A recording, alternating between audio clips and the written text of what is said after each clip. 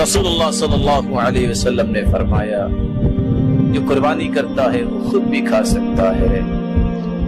قربانی کرنے والے کو چاہیے فَكُلُوا مِنْهَا وَأَطْعِمُوا الْبَائِسَ الْفَقِيرَ، خود بھی کھائے فقیروں کو بھی دے، نا امیدوں تک بھی پہنچائے جن کو کوئی بھی نہیں پہنچاتا.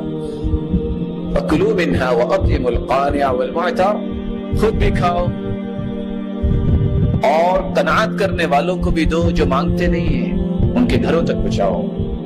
وَالْمُعْتَرَ، ضرورت مند کو بھی دو، مہمانوں کو بھی کھلاؤ. اگر زیادہ قربانیاں کی ہیں تو آپ ذخیرہ بھی کر سکتے ہیں.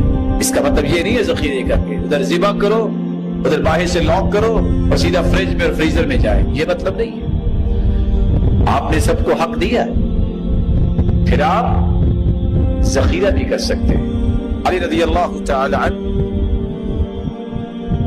ان کے سامنے جب سفر سے آئے، کھانا رکھا گیا، فرمایا یہ گوشت کون سا ہے؟ کہا قربانی کا.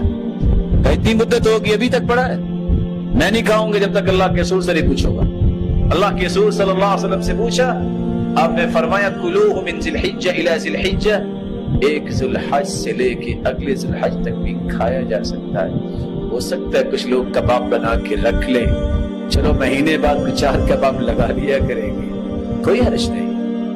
شریعت نے اس بات کی اجازت دی ہے، صحیح کی روایت ہے. لیکن اس کا مطلب یہ نہیں ہے کہ ساری دنیا محروم، صرف کباب چلیں گی تو میرے گھر بھی سارا ساتھ چلے گی، باقی کسی رشتہ دار کو ایک بوٹی بھی نہیں پہنچے گی. اس کا یہ قطعاً مفہوم نہیں ہے.